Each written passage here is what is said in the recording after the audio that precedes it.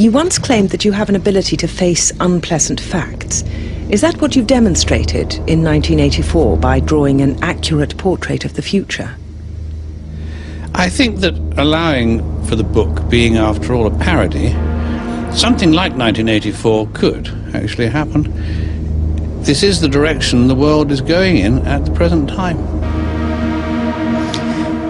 In our world, there will be no emotions except fear, rage, triumph, and self-abasement. The sex instinct will be eradicated. We shall abolish the orgasm. There will be no loyalty except loyalty to the party. But always there will be the intoxication of power. Always, at every moment, there will be the thrill of victory, the sensation of trampling on an enemy who is helpless. If you want a picture of the future, imagine a boot stamping on a human face forever. The moral to be drawn from this dangerous nightmare situation is a simple one. Don't let it happen. It depends on you. In 2020, our entire world shut down. Why? Some will tell you it was for our safety. Others will tell you it was not. When in doubt, you know you can always trust the science.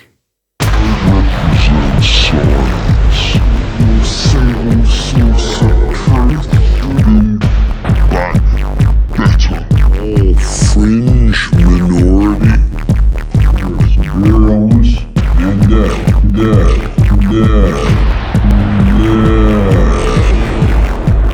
What exactly is the science? I don't know, but here's the science on to mask or not to mask. That is the question.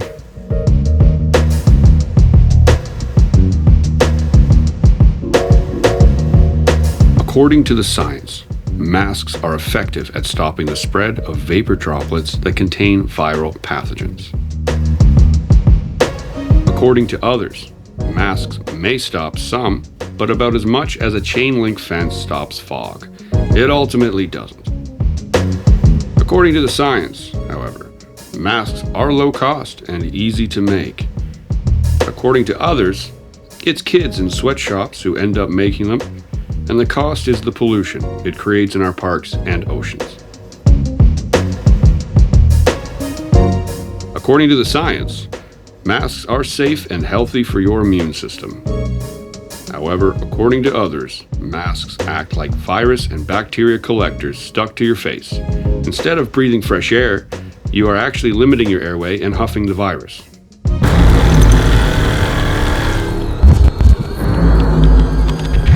Are kids a threat? Well, according to the science, children are super spreaders and must be contained to stop the spread to vulnerable populations.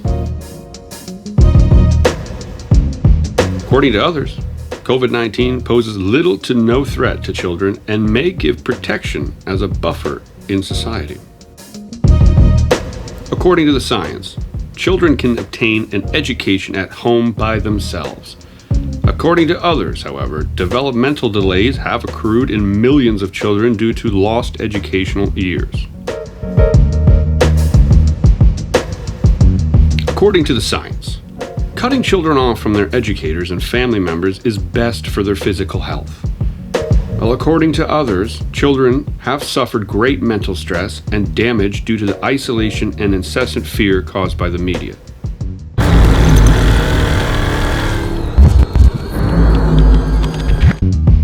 Did lockdown save lives or not?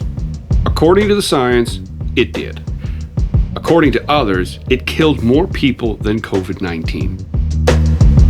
According to the science, flattening the curve was imperative to stopping the virus.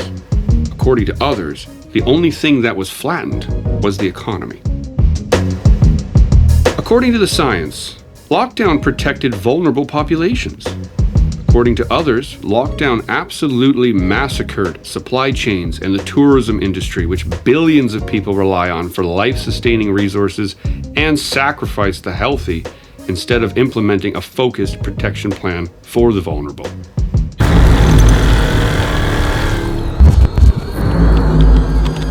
Is the vaccine safe and effective? According to the science, it is. However, according to others, it is unsafe and ineffective. According to the science, the vaccine protects you from receiving the virus or transmitting the virus. According to others, the COVID-19 vaccine does not stop transmission. According to the science, the COVID-19 vaccine saved millions of lives. However, the others that are dead can't speak for themselves, but the vaccine injured can. Are all these people lying? What inspired these once pro-vaxxers to brandish the title of anti-vaxxer like a badge of honor? How have we become so divided on these moral issues? Perhaps it's not our neighbors we should hold accountable. To divide and conquer is a strategy employed by those seeking power. The tactic is based around conflating information designed to distract the ordinary citizen from the malicious ongoings of the ruling class. Endless fear-mongering creates a fragile social state prone to groupthink. This incessant bickering in the media drives political campaigns and even wins elections. At the end of the day, it is our responsibility to critically think and to do our own research. However, when facts cannot be agreed upon and we can't make sense of the world with our head, we must rely on the only thing we have left, our heart. The historical doctrine of original sin served as a powerful tool for social control.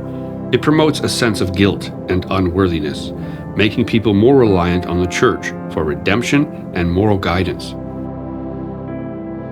This control is reinforced through sacraments and rituals aimed at cleansing sin, thus positioning the church as the gatekeeper of salvation and moral order.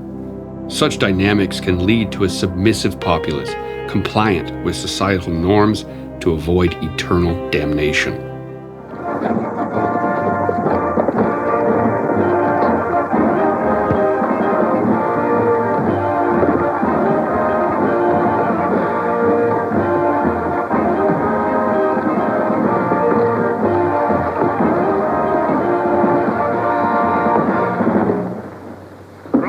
We are at war with the people of Eurasia, the vile and ruthless aggressors who have committed countless atrocities and who are guilty of every bestial crime a human being can commit. They have laid waste our land, destroyed our factories, looted our homes, massacred our children, and raped our women. They have tortured and killed the wounded and prisoners, contriving lingering and horrible deaths for those who fall into their hands. While our gallant forces are engaged in a life and death struggle, we face on the home front an enemy who is far more dangerous. One of our own people, the arch-traitor Cavalier. This is the man, the leader of the underground, who betrayed our glorious revolution and would betray Big Brother.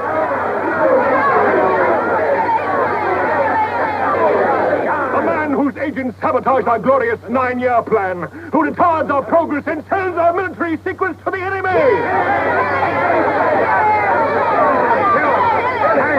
Criminal is trying to tell you that Big Brother has betrayed you into fighting a war against Eurasia that you can never hope to win. When the human fight or flight response is activated without a visible threat, such as during chronic anxiety or prolonged depression, it can lead to significant psychological and physiological consequences. This response, designed for immediate danger, floods the body with stress hormones, increasing heart rate, respiration, and muscle tension. In the absence of an actual threat, these physical reactions contribute to growing feelings of panic and distress over time. Fear and uncertainty can heighten conformity, making people more susceptible to authoritative influence and groupthink. This dynamic often involves moral disengagement, where individuals justify violent actions as necessary for protecting the group or cause, aligning with perceived directives from leaders. Before the pandemic, people used to ask, how did the Nazis go along with it all?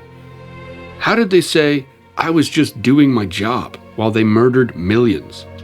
Well, it all starts by dividing people into different camps, groups, or fringe minorities. Once the divisionary boundaries have been established, propaganda will be blasted from every outlet. They will tell you of the threat. They will tell you of the facts. They will tell you the plan. They will tell you the rules. They will tell you the science over and over and over. But the one thing they never tell you about is the ethics.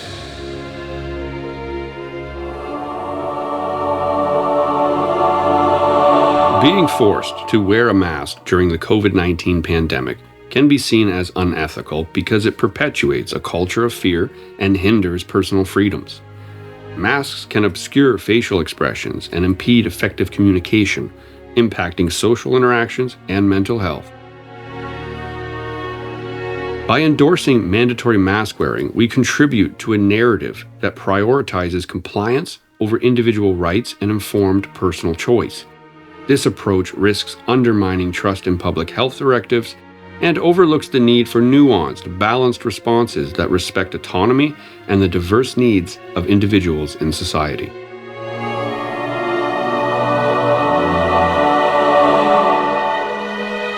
Closing schools during the COVID-19 pandemic was ethically problematic as it disrupted the education and well-being of millions of children.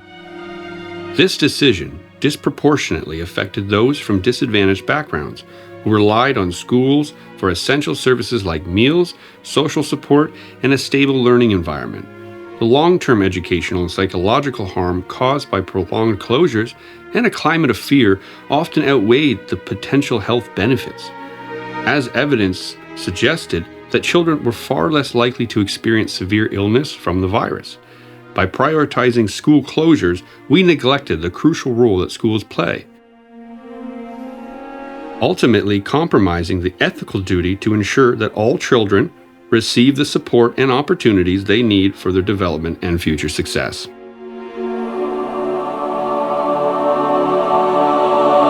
Lockdowns during the COVID-19 pandemic was ethically and irrevocably wrong, as they wreaked havoc on supply chains and devastated economies that relied on them for vital resources, especially in the developing world. These measures cut off lifelines for millions who depend on tourism for their daily bread, pushing countless families into the abyss of poverty and despair.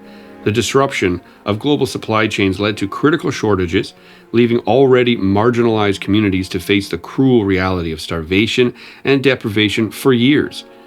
While intended to save lives, lockdowns instead inflicted profound suffering on the world's most vulnerable, stripping them of their means to survive. The ethical cost of these sweeping restrictions weighed heavily on those who could least afford it, while the richest CEOs got richer.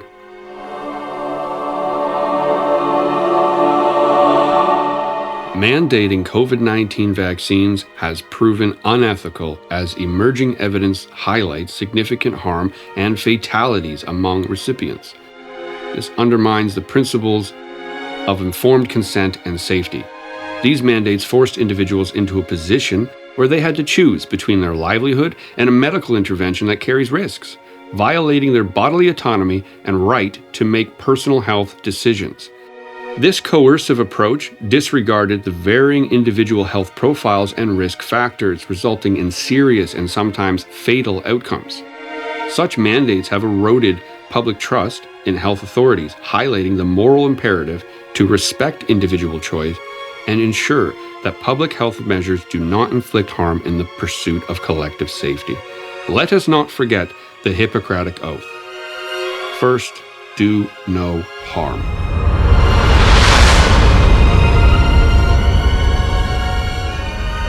Some call it the Great Pandemic. All I see is the greatest transfer of wealth in human history. Just look around. The quality of our lives was sold for a quantity of dimes. How many jobs have been lost? How many families ripped apart? How many lifelong friendships ended? How many divorces? How many missed birthdays and missed weddings? How many grandparents died alone without their family by their side? How many excess deaths? How many ruined funerals? How many atrocities must one see before they recognize what is right and what is wrong?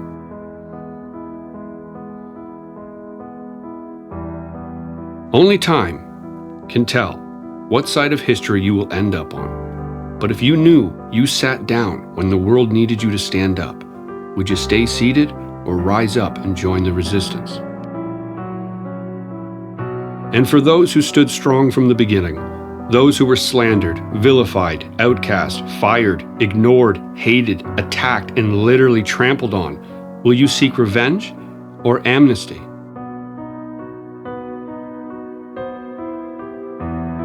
The future is always in motion. The only thing we can control is what happens right now. Only in unity lies the power to amplify voices long silenced. To challenge injustices woven into the fabric of society and to dismantle structures that perpetuate inequality. Bringing people back together is the only way to defeat systemic oppression. Question is, how do we move forward? How do we find reconciliation and closure while at the same time bringing those who divide us to justice? It starts with accepting your fear. It starts with believing there is hope. It starts by coming together and asking questions. How it ends is up to us.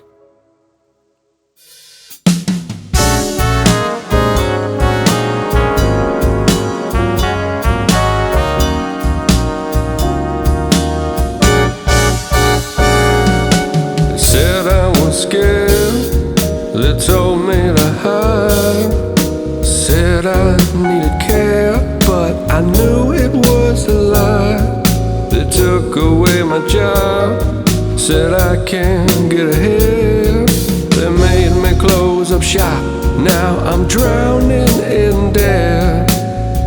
They told me it was COVID-19. Well, maybe that's true. I knew I had a case of the CONVID blues.